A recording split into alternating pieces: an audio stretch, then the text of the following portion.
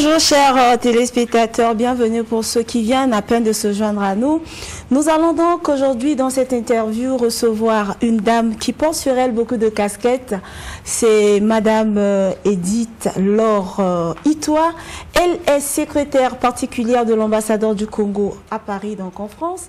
Elle est au même moment membre fondatrice du RIS, qui n'est autre que le réseau international des Congolais d'extérieur. Bonjour Madame Edith. Bonjour Ursula. Comment allez-vous? Ça va bien. Voilà, avec vous, nous allons parler des activités que vous menez au sein de votre association, sinon au sein de ce réseau.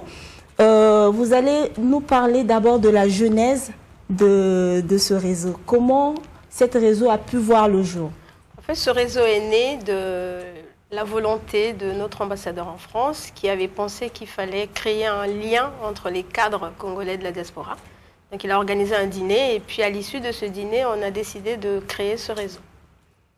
Et vous avez parvenu quand même à rassembler plus d'un Congolais lors de ce dîner pour que vous puissiez peut-être mettre en place des actions qui serviront pour le bien-être de ce réseau? Oui, en fait, le dîner qui a eu lieu le 18 juin 2010 oui, a rassemblé 90 cadres.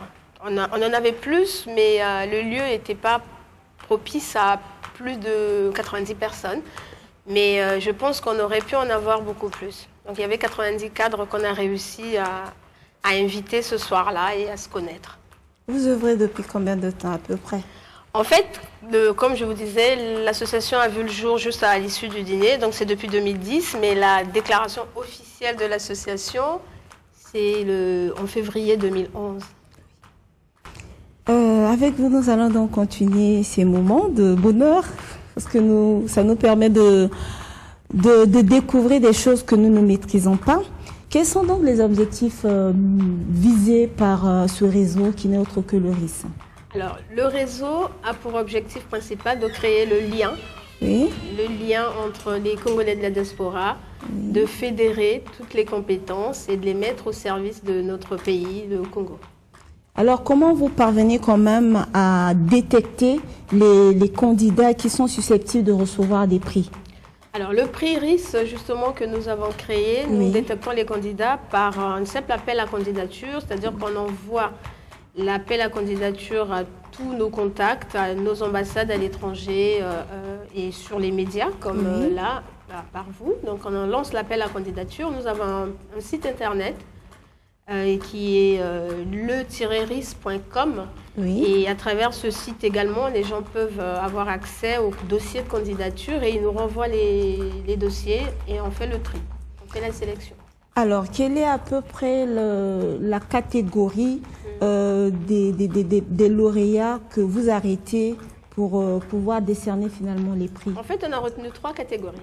Oui, lesquelles? Le prix RIS pour l'entrepreneur, donc qui récompense un entrepreneur congolais, d'origine congolaise, un entrepreneur florissant avec une entreprise qui a un bon chiffre d'affaires qui est important et qui a une vraie dimension sociale. Oui. Ça, c'est important, la dimension sociale. On récompense la deuxième catégorie qui est l'association. L'association doit être une association, donc loi 1901, une association française, mais qui travaille en lien avec le Congo.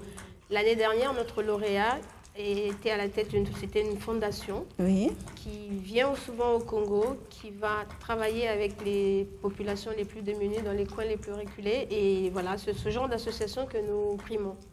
Et la troisième catégorie, c'est le parcours individuel. Alors, le parcours individuel, c'est le parcours d'un Congolais qui a eu un parcours exceptionnel, extraordinaire, et qui n'a pas oublié son pays et qui travaille pour le bien-être de ses compatriotes. En quelque sorte, vous voulez parler d'un parcours qui servira de référence pour d'autres Congolais? Exactement, exactement, un parcours qui peut être un exemple pour les jeunes et pour les moins jeunes aussi. Et justement, on veut trouver des gens qui peuvent servir d'exemple aux autres. Est-ce qu'avec vous, nous pouvons parler maintenant des critères d'octroiement des prix? Alors, les critères, c'est ce que je venais de vous dire. Quand vous avez, par exemple, si on prend le cas de l'entreprise, vous avez une entreprise, l'année dernière, nous avons primé un Congolais qui a créé une lampe solaire. La lampe solaire Mona, qu'il a réussi à mettre sur le marché. Il a trouvé un distributeur. En fait, on a pensé que lui, en créant cette lampe, elle a pensé à son pays.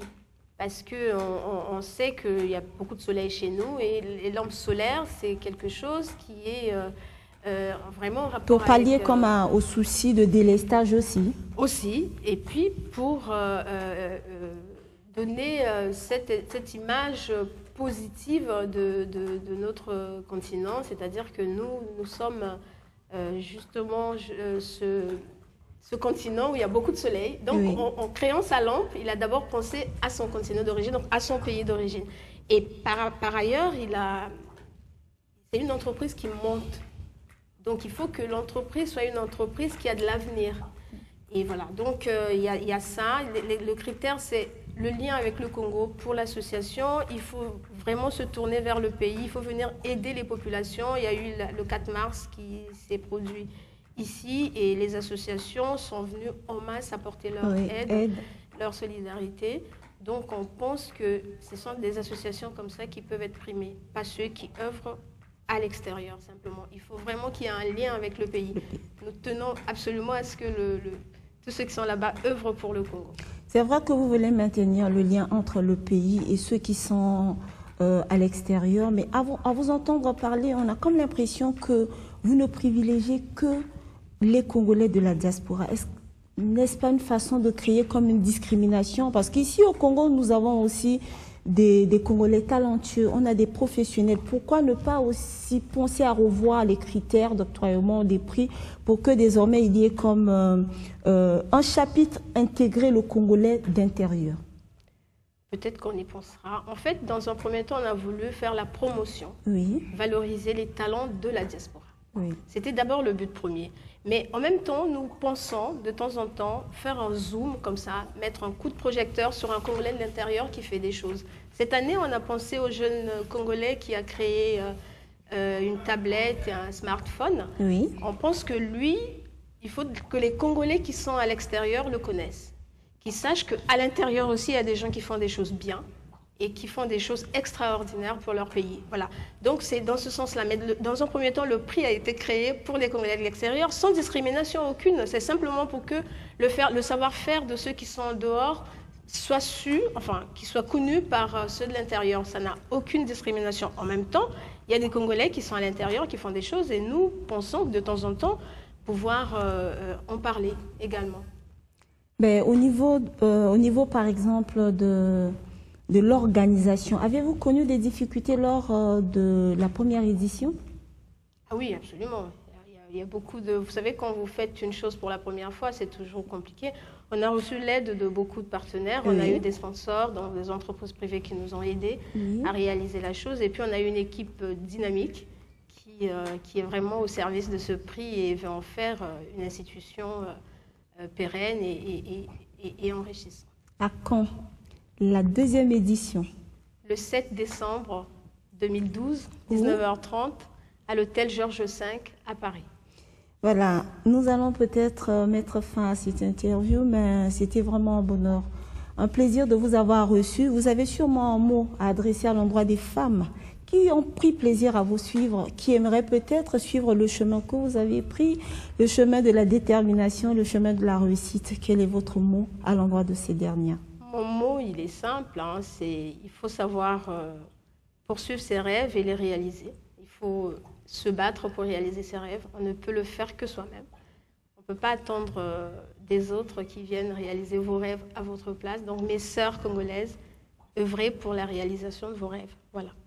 Ben, les hommes aussi vous ont suivi avec beaucoup d'attention. Ben, qu'est-ce que vous allez dire aux hommes qui continuent à faire subir violence et peut-être violence et bien d'autres choses pour faire mal à la femme? Mais je ne crois pas que chez nous, qu'on parle des hommes violents, il y en a partout, les hommes violents, il n'y en a pas que chez nous. Et il n'y en a pas tant que ça, je crois. Et ce que je peux dire aux hommes, c'est qu'il faut qu'ils considèrent les femmes comme des partenaires à part entière. Dans la gestion de la famille, dans la gestion de la société, les femmes sont des partenaires à part entière. Justement, les autres ont mis l'accent sur la parité. Je pense qu'ici aussi, notre gouvernement fait un effort de manière à ce qu'il y ait des femmes représentées. Ce n'est pas encore 17 femmes pour 17 hommes, mais ça viendra. On continue donc à garder espoir. Merci beaucoup à vous, Madame Edith Itoin. Voilà, nous rappelons que la mise en onde de cette émission était assurée par Jean-Ed Loubello, assisté de Kelly Joyce Mbimi et aussi de Chrissy Bouanga, Madame Aurélie Ganga, directrice MNTVMN Radio, était là pour coordonner les choses. Nous vous disons merci et bon suite de programme sur votre chaîne de l'excellence.